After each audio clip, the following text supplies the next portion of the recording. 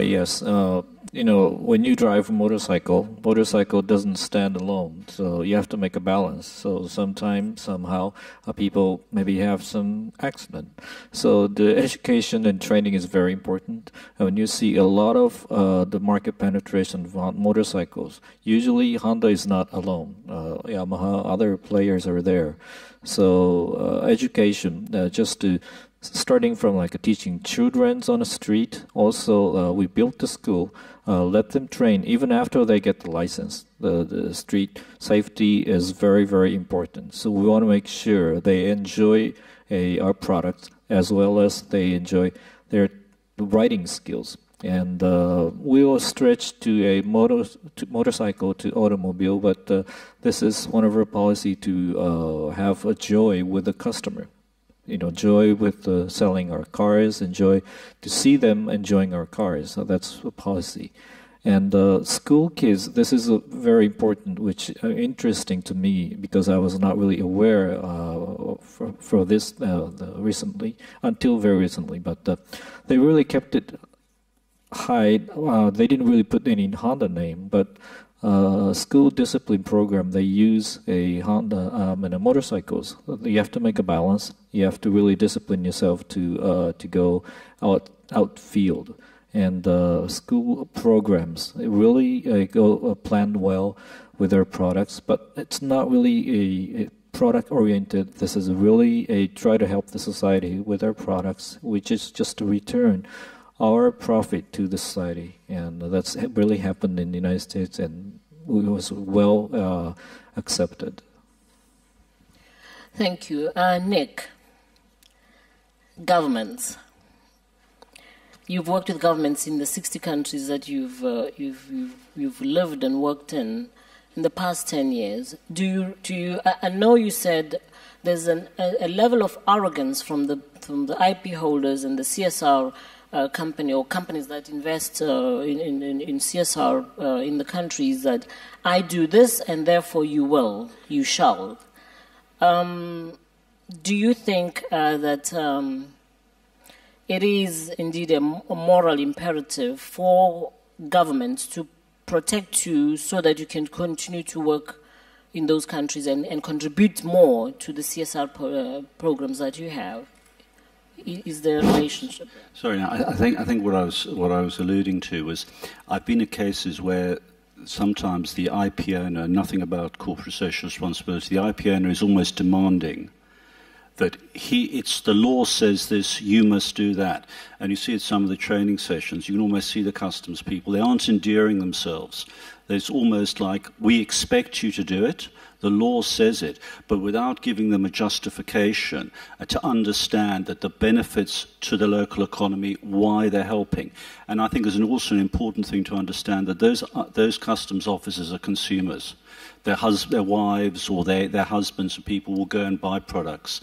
And I think it has to be done in a better way to sell the entire benefits rather than coming in just because the law says it's going to be done, endear yourself to the local community, justify why they should be doing it, and work as a partnership and show them why it's a win-win on all sides.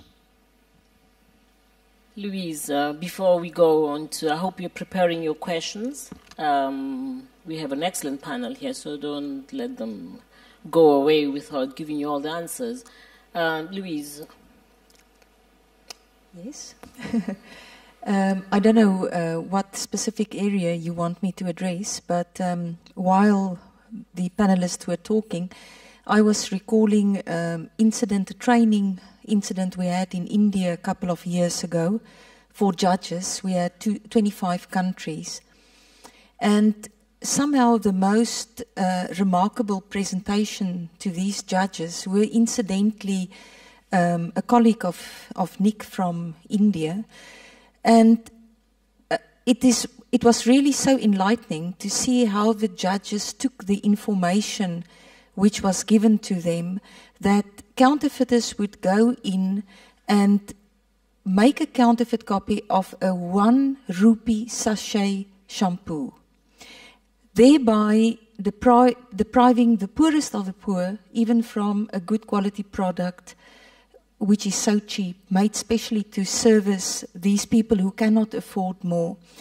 And also the representative of this company then told the judges a little bit more about the company, what they are doing beyond purely making money, which is their right in a country to do.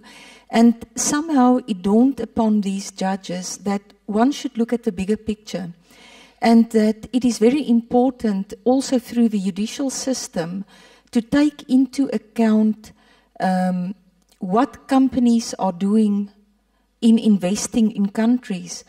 In other words, the message which they wanted to send out was that there should be a strong incentive for people to buy the original product, and to understand that even in the pricing system, there is much more built into the pricing to the benefit of not only the consumers but also for the government and for economic development.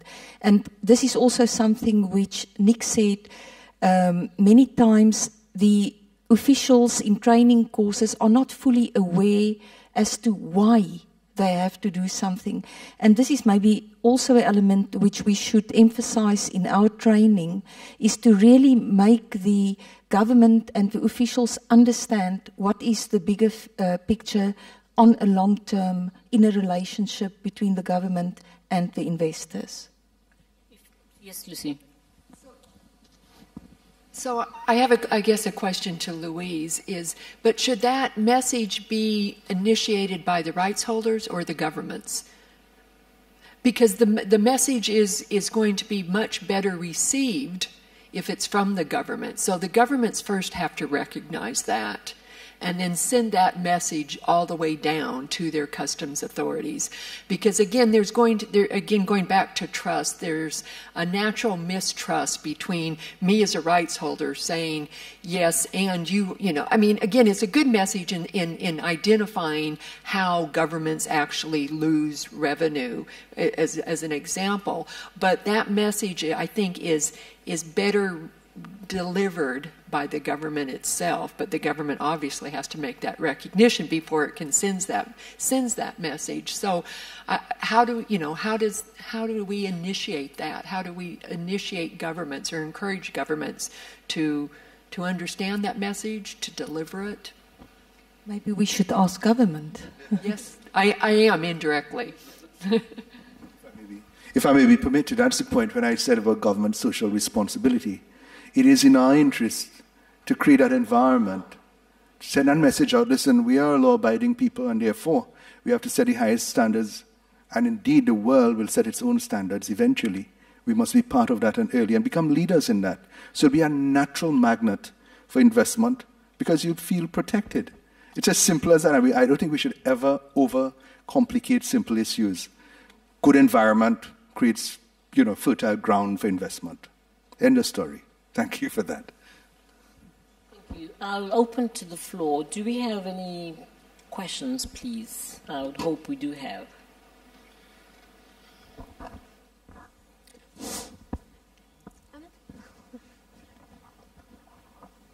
It can't be all that clear that nobody has a question to ask. Do we have? Oh, sorry. Thank you. Marie Patella, European Brands Association. I would like to start by thanking you because this has been great, but move on to CSR are not just three letters to European branded manufacturers. This I can assure you. CSR is part of our corporate mainstream policy. And there's a very simple reason for this. We have a contract of confidence, a contract of trust with our consumers. You're not going to come and buy a yogurt, you're not going to come and buy a light bulb if it's useless. So we have built over many years a great contract of confidence with our consumers. When I say we have a contract of confidence, we're also very proud of our products. And I know a lot of R&D people who will tell you they're like their kids and they get very excited. To the same level that I wouldn't send my kids to a school where I know that their lunch money is going to be stolen, I'm not going to move into a market where I know that my brands are going to be stolen. Which goes back exactly, Minister, to what you said. We have a relationship with our consumers. We have a relationship with governments. We want to work with you. We intend to keep working with you.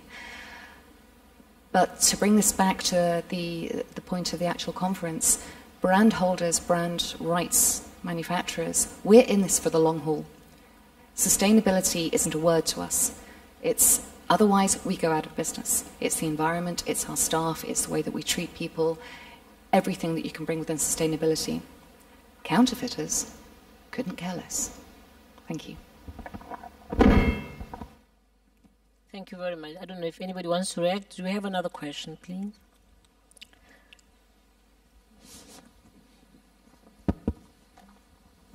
Thank you. I'm Tosu from BAT in London. Just wanted to respond to some of the points made in the panel. Firstly, it was such an excellent discussion. Very well done. I do agree with all the views expressed to do with sustainable partnerships and long-term nurturing of relationships. But I would, for the sake of discussion, possibly just pick on a point that Louise made, which is to say that all this activity on CSR doesn't necessarily equate with more effective enforcement. And I'm not sure I would necessarily agree with that, because it is about partnership, it is about win-win, it is about collaborating with each other. But I think industry as well does feel, in doing this, in undertaking a CSR sort of exercise in relation to fighting counterfeiting in a particular country, it does feel that it needs to contribute to the whole effort of working with law enforcement. So at the most basic level, it's something like, and it's stuff to do with information that possibly is owned and held by brand owners. So for instance, at the most basic level, it's teaching law enforcement, customs in a particular country on how to identify counterfeit goods from genuine goods. That's quite basic sort of training, if you like. And then it gets a bit more complicated when you get into sharing intelligence. Brand owners often have a network of informants globally, and they might have access to information and intelligence that law enforcement in a particular national jurisdiction might not have access to. So it's sharing that intelligence coming from overseas in order to make that enforcement more effective. And then getting more sophisticated, we are into the territory of, if you are enforcing your rights, then there are civil remedies, for instance, available to trademark owners, which might well complement criminal administrative action taken at the national level. And then at its most sophisticated, there are companies like mine who have entered into quite elaborate, complicated agreements with government that actually almost carves out in detail how we can work together with governments in fighting counterfeiting or other forms of illicit trade. So I do think, absolutely it is about